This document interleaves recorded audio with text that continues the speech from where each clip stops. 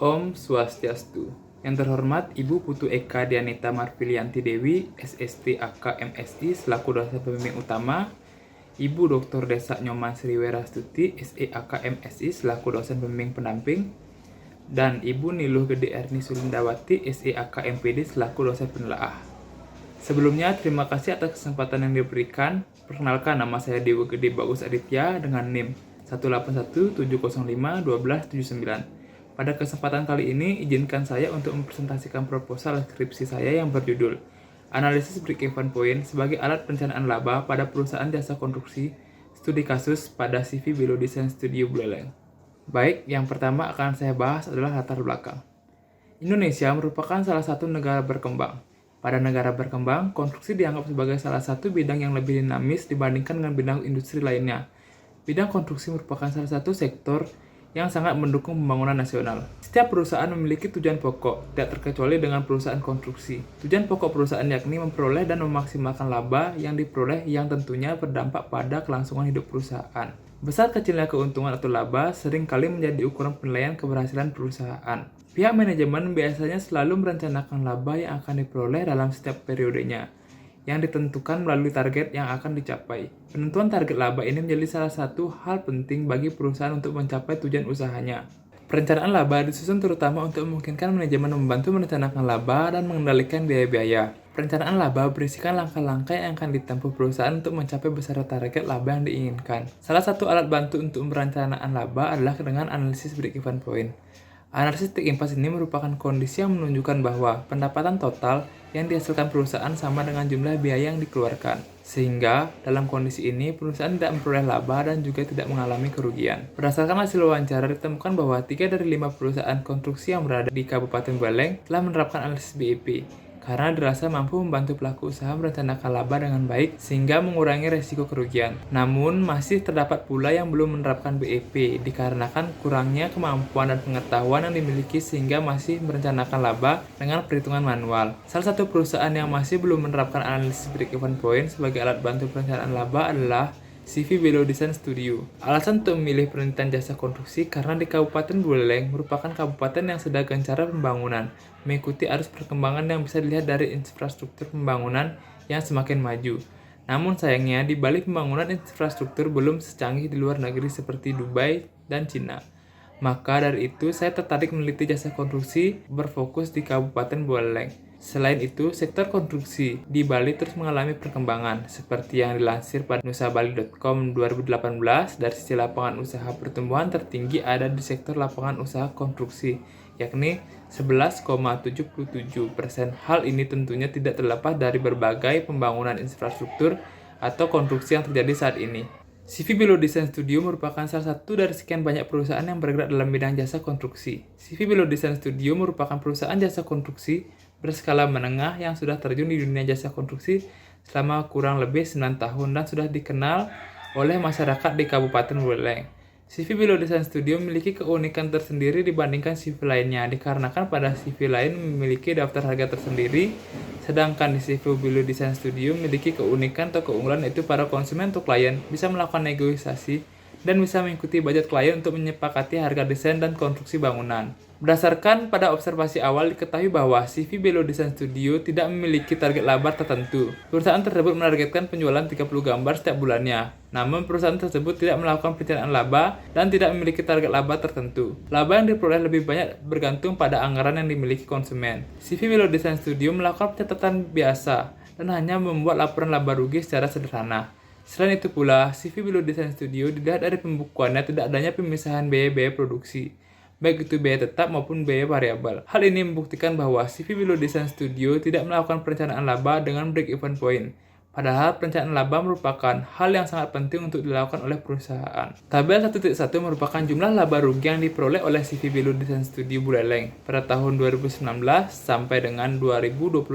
Berdasarkan pada tabel tersebut, dapat diketahui bahwa pendapatan yang diperoleh tidak selalu mengalami kenaikan tiap tahunnya. Untuk laba yang diperoleh oleh CV Below Design Studio tahun 2019 adalah sebesar Rp498.974.000. Untuk tahun 2020, laba yang diperoleh menurun menjadi Rp486.911.000 dan tahun 2021 laba yang diperoleh mengalami kenaikan sebesar Rp511.901.000. Dilihat pada tabel tersebut bahwa laba yang dicapai pada CV Blue Design Studio tidaklah selalu stabil. Hal ini dikarenakan tidak adanya perencanaan laba yang pasti pada CV Blue Design Studio. Oleh sebab itu diperlukan teknis analisis dengan break-even point untuk mengetahui perencanaan laba di masa yang akan datang pada CV Blue Design Studio sehingga mampu memperoleh laba secara maksimal. Berdasarkan pada latar belakang yang telah diuraikan, pentingnya break-even point sebagai salah satu alat bantu dalam perencanaan laba, maka judul yang dapat diangkat yaitu Analisis Break-even Point sebagai alat perencanaan laba pada perusahaan jasa konstruksi, studi kasus pada CV Blue Design Studio Buleleng.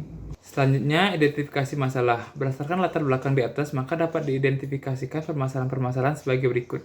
Yang pertama, CV Blue Design Studio tidak mengetahui break-even point pada usahanya. Yang kedua, CV Blue Design Studio tidak memiliki target laba yang jelas dalam usahanya. Yang ketiga, CV Blue Design Studio tidak mengetahui perhitungan perencanaan laba. Selanjutnya, pembatasan masalah. Berdasarkan identifikasi masalah di atas, maka untuk mendapatkan hasil penelitian yang berfokus dan menghindari suatu penafsiran yang tidak diinginkan, penelitian dibatasi pada perencanaan laba menggunakan break-even point pada CV Blue Design Studio. Selanjutnya, rumusan masalah. Yang pertama, bagaimanakah analisis perencanaan laba dengan menggunakan break-even point pada CV Blue Design Studio? Yang kedua, bagaimanakah kendala perencanaan laba dengan menggunakan break-even point pada CV Blue Design Studio? Yang ketiga, bagaimanakah manfaat perencanaan laba dengan menggunakan break-even point pada CV Blue Design Studio? Tujuan penelitian. Berdasarkan rumusan masalah yang telah diuraikan di atas, penelitian ini memiliki tujuan. Yang pertama, untuk mengetahui perencanaan laba dengan menggunakan break-even point pada CV Blue Design Studio. Yang kedua, untuk mengetahui kendala perencanaan laba dengan menggunakan break-even point pada CV Blue Design Studio. Yang ketiga, untuk mengetahui manfaat perencanaan laba dengan menggunakan break-even point pada CV Blue Design Studio. Selanjutnya, manfaat penelitian. Yang pertama, manfaat teoritis. Penelitian ini diharapkan dapat menjadi referensi dalam pembangunan ilmu pengetahuan dan menjadi bahan informasi serta mampu memperluas wawasan terkait perencanaan laba dengan break-even point. Yang kedua, manfaat praktis. Bagi pemilik CV Blue Design Studio, hasil dari penelitian ini diharapkan dapat memberikan manfaat kepada pemilik CV Blue Design Studio dalam perencanaan laba dan meningkatkan laba usahanya sehingga memiliki target laba yang jelas untuk keberlangsungan usahanya. Bagi mahasiswa, penelitian ini diharapkan dapat menambah pengetahuan serta wawasan mahasiswa serta mampu memberikan pemahaman yang lebih mendalam mengenai perencanaan laba dengan break-even point sehingga hasilnya dapat digunakan sebagai acuan bagi penelitian berikutnya. Bagi Universitas Pendidikan Ganesha, penelitian ini diharapkan dapat menambah sumber referensi perpustakaan bagi para peneliti ke depannya, memberikan kontribusi ilmiah dan tambahan bukti empiris mengenai perencanaan laba dengan break-even point. Selanjutnya, kajian teori. Keren teori dalam penelitian ini, akuntansi manajemen. Akuntansi manajemen adalah suatu kegiatan atau proses yang menghasilkan informasi keuangan bagi manajemen untuk pengambilan keputusan ekonomi dalam melaksanakan fungsi manajemen. Akuntansi manajemen dapat dipandang sebagai suatu sistem informasi yang menghasilkan keluaran atau output dengan menggunakan masukan atau input dalam prosesnya untuk mencapai tujuan manajemen. Teori akuntansi manajemen sangat relevan dengan penelitian ini karena dapat analisis biaya volume laba yang merupakan alat bantu yang sangat berguna bagi manajer untuk memahami hubungan antara biaya, volume, dan laba. Salah satu penggunaan pokok dalam analisis biaya volume laba adalah analisis T-IMPAS dan analisis target laba. Analisis T-IMPAS digunakan ketika target laba perusahaan adalah 0. Dan analisis target laba digunakan untuk menentukan estimasi volume penjualan yang diperlukan untuk mencapai laba tertentu. Selanjutnya, pengertian break-even point. Analisis break-even point disebut juga cost whole profit yang merupakan cara atau teknis di mana perusahaan pada titik impas, titik di mana total biaya sama dengan total penghasilan atau perusahaan tidak mendapatkan laba atau juga tidak menderita kerugian. Break-even point merupakan salah satu tingkat penjualan yang tidak menghasilkan keuntungan tapi juga tidak menderita kerugian. Yang ketiga, penggolongan biaya. Pada umumnya, pola perilaku biaya diartikan sebagai hubungan antara total biaya dengan perubahan volume kegiatan. Menurut Prihadi dalam Agustin 2012, biaya dapat dibagi menjadi dua macam, yaitu biaya tetap dan biaya variabel. Yang pertama, biaya variabel merupakan biaya yang berubah volume kegiatan aktivitas secara proporsional, contohnya biaya bahan baku. Yang kedua, biaya tetap merupakan biaya yang tidak akan berubah walaupun volume kegiatan produksi berubah, contoh gaji seorang supervisor per bulan. Selanjutnya, menghitung tingkat break-even. Analisis break-even adalah analisis yang digunakan untuk mengukur tingkat keseimbangan antara biaya, volume, dan penjualan agar perusahaan tidak mengalami untung atau rugi, di mana alat analisis yang dapat digunakan dalam mencari tingkat break-even menurut Alwi dan Agustin yaitu yang pertama, mathematical approach, approach. Yang kedua, graphical approach. Selanjutnya, perubahan-perubahan yang mempengaruhi break-even point. Yang pertama ada perubahan dalam fixed cost atau biaya tetap, di mana perubahan ini dapat terjadi sebagai akibat bertambahnya kapasitas produksi. Yang kedua, perubahan pada variable cost ratio atau variable cost per unit. Perubahan ini akan menentukan bagaimana miringnya garis total cost. Yang ketiga, perubahan dalam sales price per unit. Perubahan ini akan mempengaruhi miringnya garis total revenue, naiknya harga jual per unit pada level penjualan yang sama walaupun semua biaya adalah tetap agar bergeser BEP ke bawah dan sebaliknya. Keempat, terjadinya perubahan dalam sales mix apabila suatu perusahaan produksi lebih dari satu macam produk, maka komposisi atau perbandingan antara satu produk dengan produk lain haruslah tetap. Selanjutnya, perencanaan laba. Perencanaan laba yaitu rencana operasional yang dipikirkan secara matang beserta implikasi-implikasi keuangan yang dinyatakan baik sebagai rencana-rencana laba jangka panjang dan jangka pendek maupun sebagai budget dalam bentuk daftar-daftar keuangan termasuk daftar-daftar neraca, daftar-daftar pendapatan, dan proyeksi-proyeksi kas dan modal kerja. Perencanaan laba disusun terutama untuk memungkinkan manajemen mengenengah membantu merencanakan laba dan mengendalikan biaya-biaya. Yang ketujuh, tingkat keamanan atau margin of safety adalah kelebihan penjualan yang diharapkan atas penjualan impas. Karena itu, margin pengamanan merupakan bantalan atau penurunan penjualan yang dapat diserap oleh perusahaan tanpa mengalami kerugian. Yang kedelapan, manfaat perencanaan laba. Menurut Aldop dalam Astutik tahun 2019, adanya perencanaan laba memiliki manfaat sebagai berikut. Yang pertama, memberikan pendekatan yang terarah dalam pemecahan masalah. Yang kedua, memaksa pihak manajemen untuk secara dini mengadakan penelaahan terhadap masalah yang dihadapinya dan menanamkan kebiasaan pada organisasi untuk mengadakan telaah yang seksama sebelum mengambil keputusan. Yang ketiga, menciptakan suasana organisasi yang mengarah pada pencapaian laba dan mendorong timbulnya perilaku yang sadar akan penghematan biaya dan pemanfaatan sumber daya yang maksimum. Selanjutnya, keterbatasan perencanaan laba. Perencanaan laba memiliki beberapa keterbatasan. Yang pertama, peramalan atau perencanaan bukanlah ilmu pasti. Jadi dalam setiap perencanaan akan terdapat sejumlah pembangunan. Yang kedua, anggaran dalam mengikat perhatian manajer pada sasaran tertentu yang tidak selaras dengan tujuan organisasi secara keseluruhan. Jadi diperlukan kecermatan untuk menyalurkan upaya manajer setepat mungkin. Yang ketiga, perencanaan laba memerlukan kerja sama dan para serta dari seluruh anggota manajemen. Dari keberhasilan perencanaan laba adalah ketaatan dan kegairahan pelaksanaan terhadap rencana laba. Selanjutnya, kajian hasil penelitian yang relevan. Adapun penelitian terdahulu yang relevan untuk dijadikan sumber rujukan dalam penelitian ini diantaranya yang pertama, Agustin tahun 2012 membahas tentang analisis break-even point sebagai alat bantu perencanaan laba pada PT Ikanindo Rekatama Cipta. Yang kedua, ada Kadri tahun 2017 membahas tentang analisis break-even point terhadap perencanaan laba pada kawasan wisata pantai Marina Kabupaten Banten. Selanjutnya, yang ketiga, Astutik tahun 2019. Analisis perencanaan laba menggunakan CFP atau Cost Volume Profit pada PT Atap Teduh Lestari Cabang Surabaya. Yang keempat, Kusumardana tahun 2020 membahas tentang analisis perencanaan laba berbasis penekanan biaya pada perusahaan jasa konstruksi, studi kasus pada CV Putra Arta Sejati, Balai Bali Agung Negara. Yang kelima, Yudianto tahun 2019 membahas tentang break-even point sebagai perencanaan laba pada PT Sepatu Bata Tbk. Selanjutnya, yang keenam, Maulidia tahun 2021 membahas tentang break-even point sebagai analisis perencanaan laba pada home industri kerupuk Amplang di Kabupaten Sumeneb. Selanjutnya, metode penelitian. Pendekatan dan jenis penelitian. Penelitian ini dilakukan dengan menggunakan pendekatan secara deskriptif kualitatif. Data kualitatif merupakan data yang dianalisis melalui perhitungan dengan menggunakan logika untuk menarik kesimpulan yang logis mengenai data-data yang dianalisis. Penelitian ini menjelaskan pada penguraian dan identifikasi mengenai perencanaan laba menggunakan BEP atau Break-Even Point pada CV Below Design Studio. Lokasi penelitian. Penelitian ini dilakukan di CV Below Design Studio yang beralamat di Jalan Industri Selatan, Gang 8, Kelurahan Kenran, Buleleng, Bali.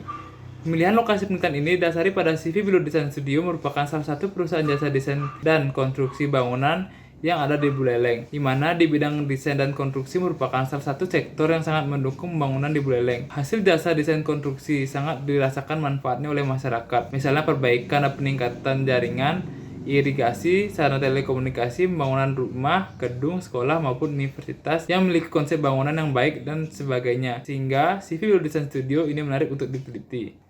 Jenis dan sumber data. Jenis data yang digunakan pada penelitian ini bersumber dari data primer dan data sekunder.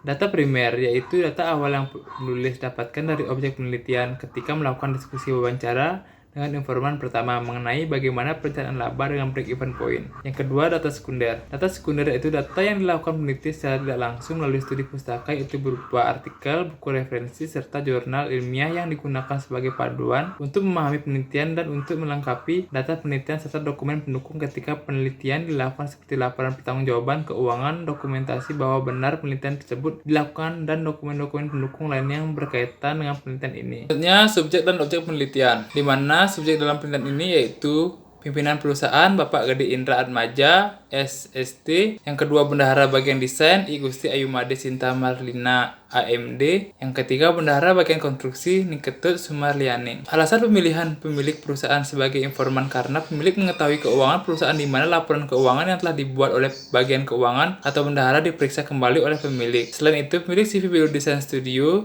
juga mengambil tugas untuk mengurus urusan kerjasama dengan klien. Sedangkan alasan memilih bendahara pada bagian desain dan konstruksi sebagai informan karena bagian keuangan yang bertugas untuk mengelola uang masuk dan keluar perusahaan, serta membuat laporan keuangan perusahaan sehingga mengetahui seluk-beluk keuangan perusahaan. Objek dalam penelitian ini adalah biaya dan volume penjualan dari proyek yang ada, sehingga dalam operasionalnya harus benar-benar memperhatikan biaya yang dikeluarkan, tidak lebih dari nilai penjualan atau pendapatan yang didapat, sekaligus agar dapat sesuai dengan keinginan dalam mencapai suatu keuntungan atau laba. Selanjutnya, metode pengumpulan data. Dalam penelitian ini, peneliti memilih 3 metode dalam pengumpulan data penelitian, yaitu yang pertama, observasi, yaitu proses pengamatan pola perilaku objek atau kejadian tanpa adanya pertanyaan atau komunikasi dengan individu-individu diteliti. Yang kedua, wawancara adalah percakapan yang dilakukan oleh dua pihak, yaitu peneliti yang mengajukan pertanyaan dan informan yang memberikan jawaban atas pertanyaan. Melalui wawancara, peneliti dapat menggali informasi secara mendalam. Adapun informan dalam penelitian ini yaitu pimpinan dari CV Biru Design Studio, yaitu Bapak Gede Indra Atmaja, SST, dan bendahara bagian desain dari